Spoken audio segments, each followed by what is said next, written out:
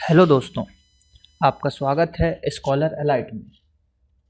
जो लोग ये वीडियो पहली बार देख रहे हैं तो उनसे रिक्वेस्ट है कि आप हमारे चैनल को सब्सक्राइब कर लीजिए, ठीक है। उसके बाद वीडियोस को देखें, हमारे वीडियोस को लाइक कीजिए, कमेंट कीजिए, शेयर कीजिए और ज़्यादा से ज़्यादा वीडियोस को देखते रहिए और फ्री एजुकेशन का लाभ उठाइए। ये एक फ्री एजुकेशनल चैनल है जिसके अंतर्गत मैं उन बच्चों के हेल्प करना चाहता हूँ जो कि फाइनेंशियली पुअर होते हैं, और बाकी जो भी देख सकते हैं वीडियोस उनके लिए तो हेल्पफुल है ही, लेकिन मेरा मेन मोटो ये है कि जो फाइनेंशियली पुअर हैं, जो बच्चे कोचिंग की फ़ीस अफोर्ड नहीं कर सकते, तो उनको मैं ज़्यादा से ज़्यादा एजुकेशन फ्री में प्रोवाइड करा सकूं, ठीक है। और बाकी जो फाइनेंशियली है तो कोचिंग के साथ साथ फ्री एजुकेशन का भी लाभ ले सकते हैं।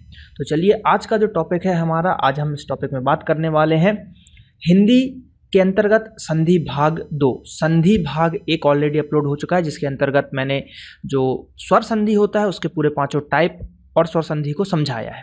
आज के संधि में हम व्यंजन संधि की बात करने जा रहे हैं, इसलिए मैंने इसका संधि भाग 2 दिया है, ठीक है। तो व्यंजन संधि को समझेंगे, उसके बाद जो है हम विसर्ग संधि को भी समझ लेंगे। तो संधि का चैप्टर जल्द ही खत्म होगा और हिंदी भी जल्द मैं खत्म करने की कोशिश करूंगा। तो चलिए देखते हैं, आज हम व्यंजन संधि के बारे में बात करेंगे।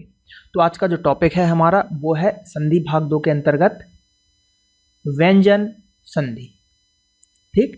व्यंजन संधि, देखिए जो कॉन्सेप्चुअल क्वेश्चन बनते हैं वो आपके स्वर संधि में ही, एग्जाम में स्वर संधि ही पूछता है, व्यंजन संधि नहीं पूछी जाती ज़्यादा। जो पूछी जाएगी स्वर संधि ही अधिकतर पूछी जाएगी, क्योंकि उसी में कन्फ्यूजिंग होती है। तो व्यंजन संधि की डेफिनेशन देखते हैं क्या बोल रहे हैं कि व्यंजन के बाद स्वर या व्यंजन आने से जो परिवर्तन आता है, ठीक है, व्यंजन के बाद स्वर और या स्वर या व्यंजन, देखिए अब स्वर व्यंजन आपको नहीं पता है तो आप इसका हिंदी की भाग 2 जो वर्णमाला करके है, आप चैनल में देख पाएंगे हिंदी के प्लेलिस्ट में, उस वीडियो को जरूर देख लें। पार्ट 2 देखना मस्ट है। संधि समास कुछ भी पढ़ने से पहले आप हमारा जो पार्ट 2 वीडियो है हिंदी का, उसको आप जरूर देख लें, क्योंकि वही बेस बनाएगा। वो चीज़ उसमें जो मैंने बताई है वो चीज़ आप याद करेंगे तो ही संधि समझ में आएगी, अन्यथा नहीं आएगी आपको समझ में। मतलब पूरी हिंदी ही नहीं आएगी अगर वो चीज़ आपसे नहीं बनेगी जो पार्ट 2 में मैंने बताया। तो आप लोगों, इसलिए मैं हर वीडियो में बोलता हूं कि कोई भी वीडियो हिंदी का देखने से पहले पार्ट 2 को एक बार जरूर आप देख लो, ठीक है। तो व्यंजन के बाद स्वर या व्यंजन आने से जो परिवर्तन होता है, स्वर या व्यंजन आने से जो परिवर्तन, ठीक है, होता है, उसे या उस परिवर्तन को व्यंजन संधि कहा जाता है। क्या कहा जाता है? व्यंजन संधि कहा जाता है, ठीक, कहा जाता है। ये हो गई आपकी डेफिनेशन। जैसे कि वाक धन ईस, तो ये क्या हो जाएगा? वागीस। देखिए जो व्यंजन होते हैं ना, जो मुक्त व्यंजन या शुद्ध व्यंजन या व्यंजन का शुद्धतम रूप, उसके नीचे ये हलंत लगा रहता है, क, ख, ग, घ, है ना, च, छ, तो हलंत नीचे रहता है तो वो प्योर व्यंजन होता है। क्योंकि व्यंजन हमेशा जो है किसी न किसी स्वर, जैसे क है तो क धन अ, अब जो है ये क बनेगा, ठीक है, नहीं तो वो क ही रहता है हलंत वाला। तो कभी भी उसके साथ स्वर, यानी कि किसी एक व्यंजन के बाद, जैसे इसमें देखिए क्या हो रहा है, ये एक व्यंजन हो गया आपका क, धन ई एक स्वर आ गया है ना, तो ये ई धन ई बन के क्या, इसने इसको जो है ग बना दिया या गी बना दिया, है ना। क धन ई, इसके हम रूल पढ़ेंगे, ठीक है, ई बना दिया। देखिए बड़ी ई का मतलब क्या होता है? बड़ी ई की मात्रा, ठीक है। तो इसके हम रूल अभी आपको बताएंगे कि कैसे ये गा बना, ठीक है। तो अभी तो आप यहाँ एग्जाम्पल समझिए।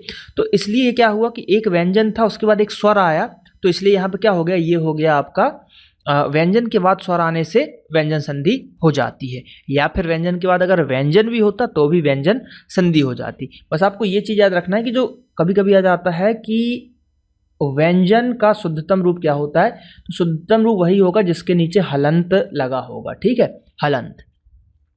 अब जो है संधि के हम नियम देखेंगे, कम से कम व्यंजन संधि में लगभग 5-6 नियम आते हैं, वो नियम हम देखेंगे। कुछ वर्ग संबंधी नियम है तो उनको ही समझना पड़ेगा, ठीक है। ट्रिक्स नहीं है ज़्यादा, रूल्स आपको याद ही करने होंगे, ठीक है।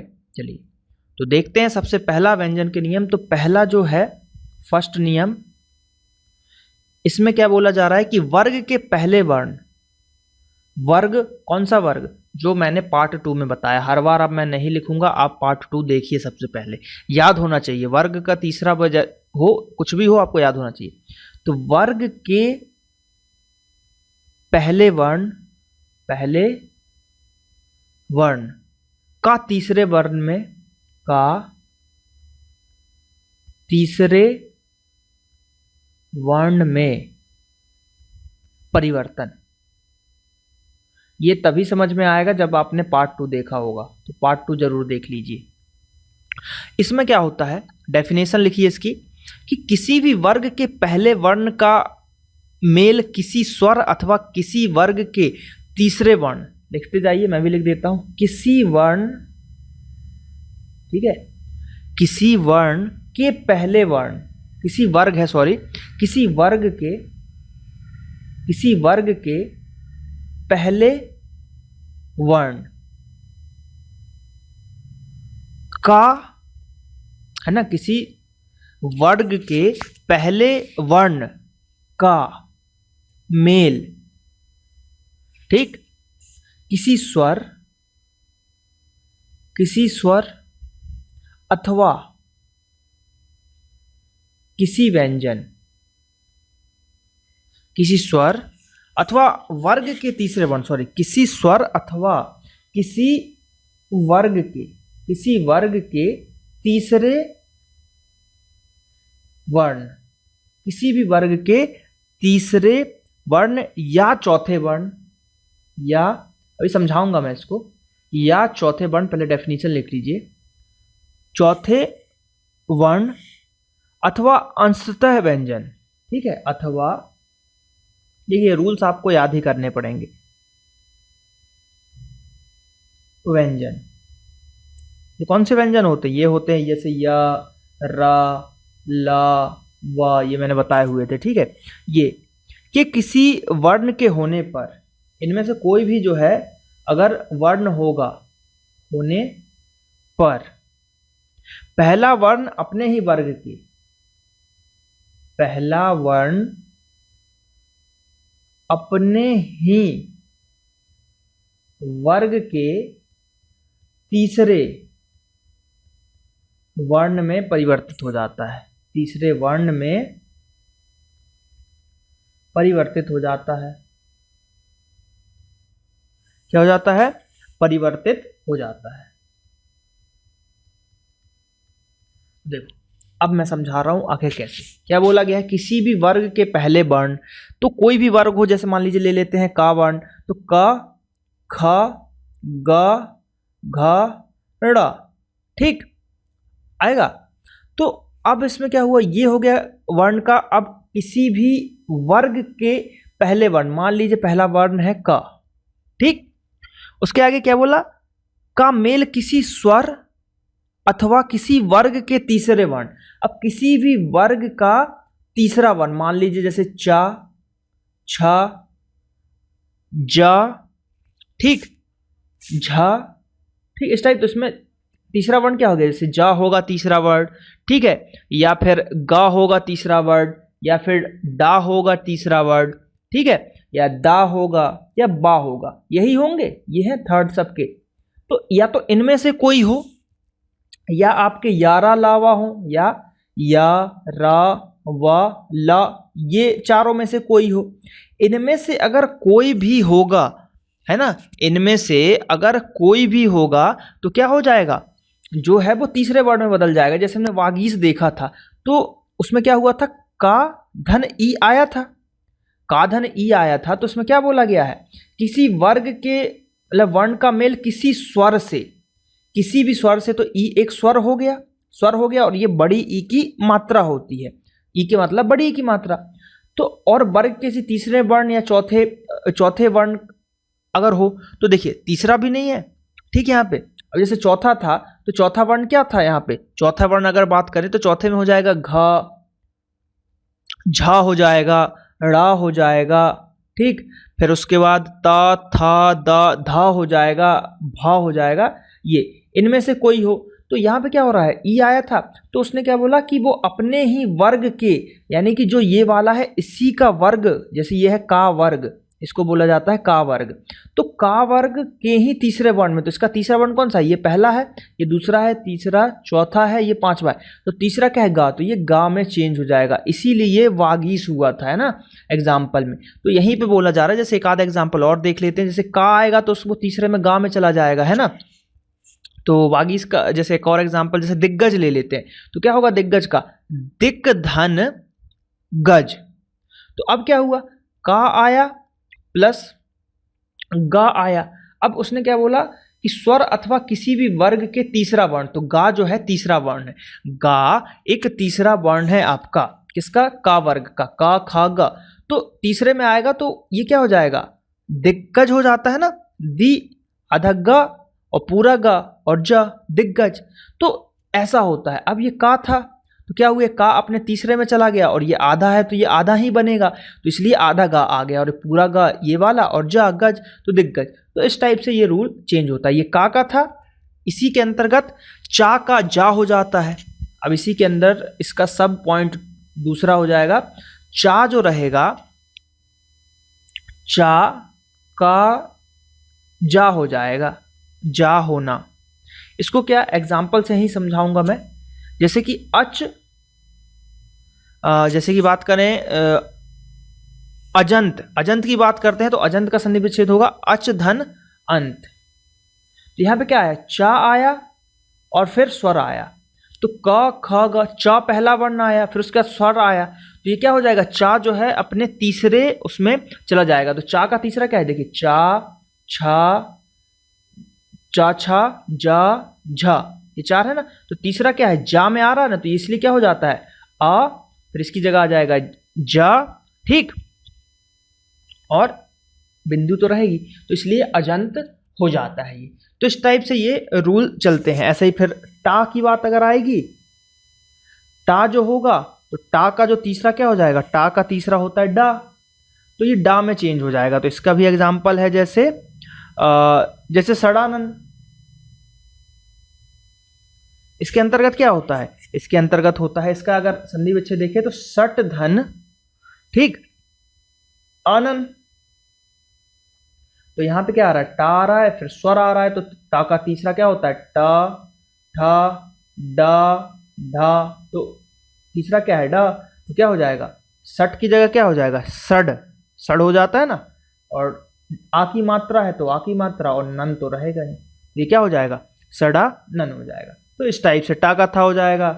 ता का फिर ता का तीसरा क्या हो जाएगा, ता का दा हो जाएगा, क्योंकि ता, था, दा, धा, ना, तो तीसरे पे कौन सा आ रहा है, दा।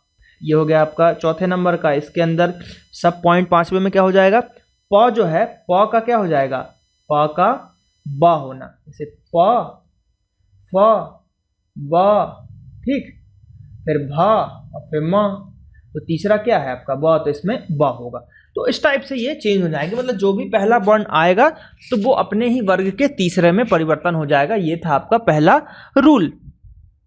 क्या था ये, पहला रूल था। तो अब जो है कुछ दूसरे रूल की बात कर लेते हैं। इसके बाद दूसरा रूल जो आएगा, दूसरा रूल यहाँ पे क्या बोला जा रहा है, उसमें बोला जा रहा है वर्ग के पहले वर्ण का पांचवें वर्ण में परिवर्तन। यानी वर्ग के पहले वर्ण का पांचवें वर्ण में परिवर्तन।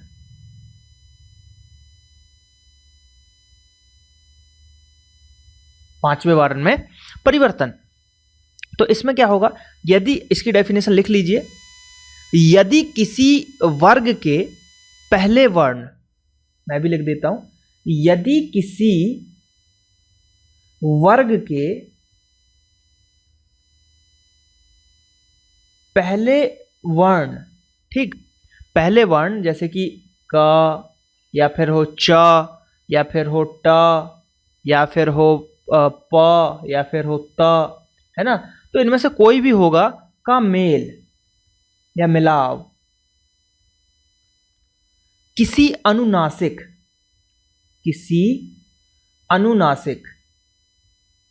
अब अनुनासिक जो लोग ये पहली बार वीडियो देख रहे हैं उनको समझ में नहीं आ रहा होगा, और जिनने पार्ट 2 देखा होगा तो उनको क्लियर हो गया होगा कि अनुनासिक कौन से वर्ड की बात हो रही है। तो अनुनासिक वर्ण मेनली जो होते हैं ना और माँ को बोला जाता है। बाकी जो भी देखिए पहला, दूसरा, तीसरा, चौथा, पांचवा, जैसे कि च, छ, ज, झ, इया, णा, ठीक। तो इस टाइप से जो थे, तो जो भी पांचवा था, ठीक है, इसके बाद ना भी आता है, माँ भी आता है, तो जो भी ये पांचवा वाला आपका जो वर्ग था या वर्ण था उसको हम अनुनासिक बोलते हैं। तो ये पांचवे वाले को अनुनासिक बोलते हैं, इसलिए पार्ट 2 को देखें जरूर आप।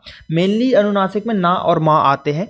तो माँ से हो तो उसी स्थान पर, मेल अगर इनसे होता है, हो तो उसी स्थान पर वर्ग का पांचवा वर्ण, उसी स्थान पर लिखते जाइए, उसी स्थान पर वर्ग का पांचवा वर्ण, जैसे कि या तो होगा आपका ये, या होगा इया, इस टाइप का जो हम यूज करते हैं, या होगा णा, या होगा ना, या होगा माँ। इनमें से जो भी वर्ण का रहेगा वो हो जाता है। तो एग्जाम्पल देख लेते हैं। जैसे कि का जो है, का पांचवा वर्ण क्या होगा, णा होगा। तो यहाँ पे क्या, ये वाली चीज आपकी आएगी। तो का ये हो जाना, होना। तो इसके लिए देखते हैं, जैसे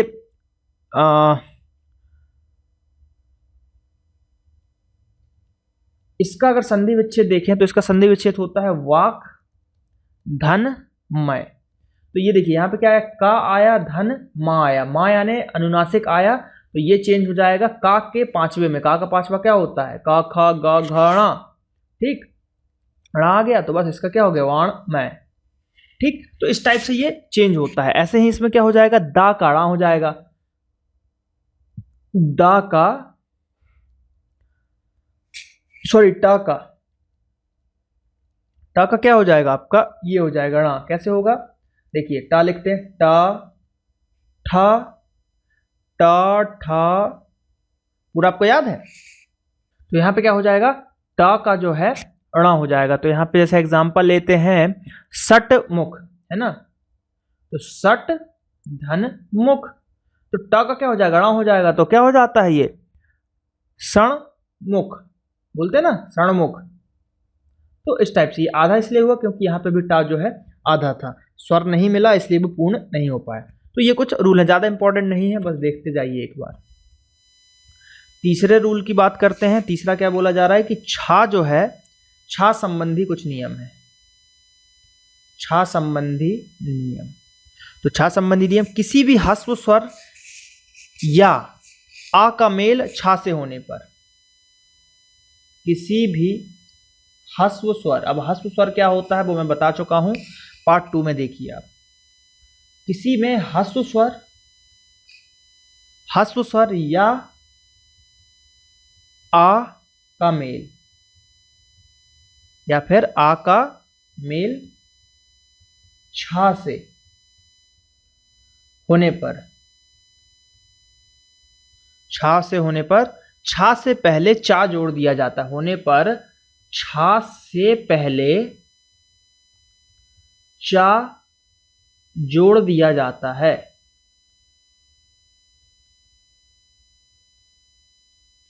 छा जोड़ दिया जाता है। तो इसका एक एग्जाम्पल ले लेते हैं कि जैसे विच्छेद, विच्छेद जो होता है इसका अगर हम संधि विच्छेद करें तो वो होगा वी धन छेद। तो वी में क्या हुआ, वी के अंतर्गत की अगर बात करते हैं तो वी ई आ रहा है, ठीक। ह्रस्व स्वर या आ, तो ई आया और ई धन छा आया, तो इसलिए यहां पे क्या होगा, वी उसके आगे चा जोड़ के छेद लगा दिया जाएगा। और देखते हैं जैसे स्वच्छंद, स्वच्छंद, तो तो इसका जो संधि विच्छेद होता है वो होगा स्व धन छंद। तो इसको क्या करेंगे, स्व अ धन छ, तो फिर चा जो है जुड़ जाएगा तो क्या हो जाएगा, स्व छंद। तो इस टाइप से ये रूल वर्क करते हैं आपके, ठीक है। ऐसे कई सारे ऐसे रूल हैं, तो जो बहुत ही इंपॉर्टेंट है बस मैं उन्हीं को बता रहा हूं, ज्यादा देखना नहीं है। अब जो है चौथे नंबर का आप देखिए ता संबंधी रूल। ता में बहुत सारे हैं, मैं दो बताऊंगा मोस्ट आईएमपी। ता संबंधी नियम, तो ता संबंधी नियम में देखते हैं मोस्ट आईएमपी। ता के बाद यदि, ता के बाद यदि, ता के बाद यदि शा हो तो ता का चा हो जाता है, ता का चा, ता का चा और सा का छा हो जाता है, ता का चा और जो शी सा है सा का क्या हो जाता है, छा हो जाता है। अब कैसे, फॉर एग्जाम्पल उच्छ्वास मोस्ट आईएमपी पूछा ही जाता है, एसआई में तो पूछा ही जाता है। इसका जो संधि विच्छेद होता है उत धन श्वास, ये होता है। तो ता आया, ता के बाद क्या आया, शा आया, है ना। तो यहां पे क्या हुआ, ता के बाद सा आएगा तो ता का चा बन जाएगा, तो ऊ ता का बन गया आधा चा, आधा ता है तो आधा चा बन गया, और छा का सा बन जाएगा तो आधा छा है तो आधा शा भी बनेगा, और वास तो रहेगा ही। तो ये क्या बन गया, ये छा बन जाएगा, उच्छ्वास हो जाएगा, ठीक है, उच्छ्वास हो गया। तो इस टाइप से एक और ता संबंधी रूल है, वो देखिए क्या होता है।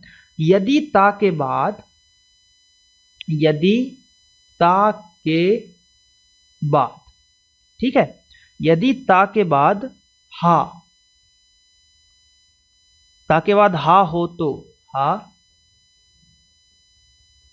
हा हो तो तू के स्थान पर, मतलब ता के स्थान पर, ता के स्थान पर, ता के स्थान पर क्या हो जाएगा, ता के स्थान पर दा, ता के स्थान पर दा, ता के स्थान पर दा, और हा के स्थान पर, हा के स्थान पर धा हो जाता है, और हा के स्थान पर धा हो जाता है, ठीक हो जाएगा।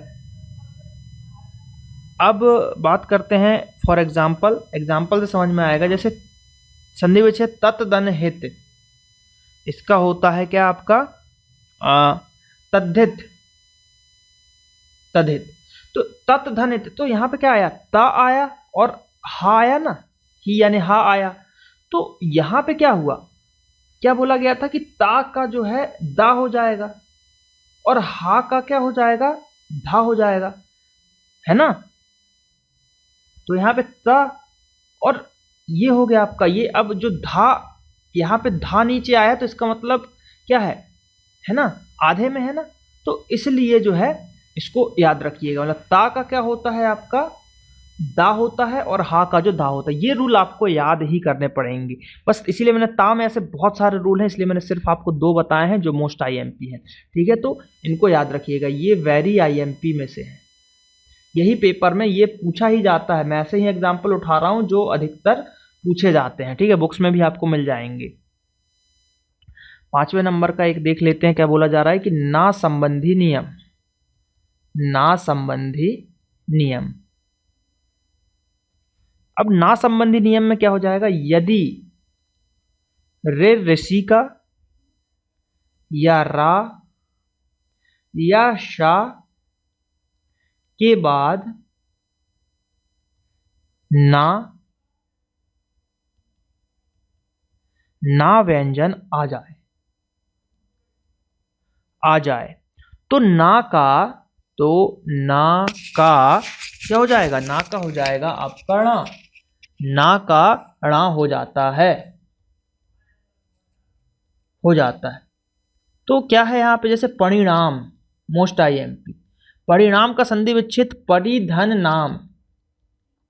तो क्या है, अब जो री है, ठीक है, परिधन, अब यहाँ पे रा आ गया ना, रा धन ना, तो ये इसीलिए अब क्या रा हो जाता है, तो पड़ी तो रहेगा ही रहेगा, इसमें ना का जो है रा हो जाता है, तो परिणाम, इसलिए ये परिणाम हो जाता है।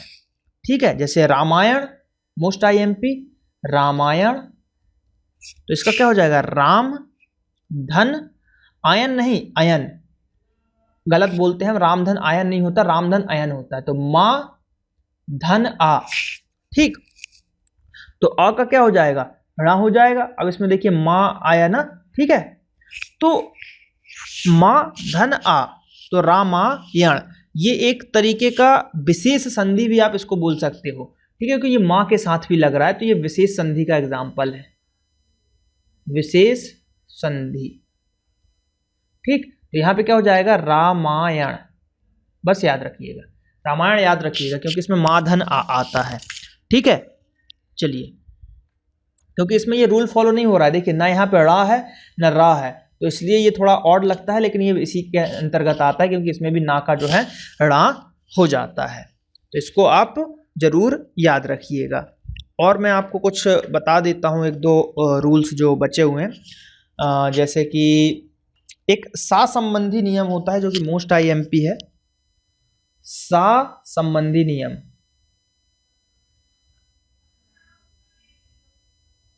सा संबंधी नियम, इसमें क्या हो जाएगा, सा संबंधी नियम में कि सा से पहले, मोस्ट IMP, इसको भी वेरी IMP कर लीजिए, सा से पहले,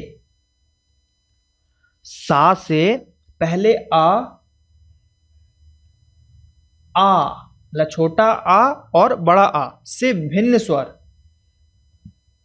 से भिन्न स्वर हो, तो स्वर हो तो सा का सा हो जाता है, मतलब सा का सा हो जाता है। ठीक, जैसे विषम, तो विषम में क्या होगा, इसका संधि विच्छेद वी धन सम। तो यहां पे क्या हुआ कि इससे पहले या तो आ हो या आ से भिन्न स्वर हो, मतलब आ और आ के अलावा जो भी हो, मतलब छोटा आ और बड़ा छोड़ दो, उसके अलावा जो भी स्वर होते हैं। यहाँ पे क्या हो रहा है, वी यानी छोटी ई आ रहा है ना, और धन सा, तो ये क्या हो जाएगा, इसलिए ये सा हो गया। जैसे और एग्जांपल देखते हैं, विषाद, तो इसमें भी क्या होगा, वी धन साद, तो यहाँ भी ये सा है और ये ई है, तो मिलके क्या बना देंगे, सा बना देंगे। उसके बाद बोलते हैं सुषमा, सुषमा भी पूछा जाता है, तो सुषमा का क्या होगा, सुधन समा, तो यहाँ पे क्या आ रहा है, उ धन सा, तो ये भी आपका सा ही बनेगा, तो इसलिए क्या हो जाएगा, सुषमा। ये वाली चीज वेरी IMP, याद ही नहीं रहता लोगों को। ठीक है, बहुत IMP है ये, इसको जरूर, इसीलिए मैंने इसको बताया हुआ है। ठीक, तो इसको आप कॉपी में नोट करते जाइए। तो ये हमने यहाँ पे जो देखा, आज क्या देखा, व्यंजन संधि यहाँ पे आपकी खत्म होती है। अब अगले पार्ट में मैं जो है आपको विसर्ग संधि बता दूंगा, वो भी छोटा सा, उसमें भी ऐसे कुछ 5-6 रूल हैं जो आपको याद रखने हैं। फिर उसके बाद हम अलंकार वगैरह के टॉपिक भी कवर करेंगे जल्द ही। तो अब आपका काम है कि हमारे इस चैनल को सब्सक्राइब कीजिए, और ये हमारा पेज है www.facebook.com/scholarelite, इसको भी आप लाइक कर सकते हैं। ज़्यादा से ज़्यादा हमारे फेसबुक पेज को लाइक कीजिए, वीडियोस को लाइक कीजिए, कमेंट कीजिए और चैनल को सब्सक्राइब करते रहिए। चलिए, मिलते हैं हम आपसे अगले पार्ट में, जिसके अंतर्गत मैं आपको समझाऊंगा विसर्ग संधि, वो होगा अगला पार्ट, संधि भाग 3। चलिए, धन्यवाद।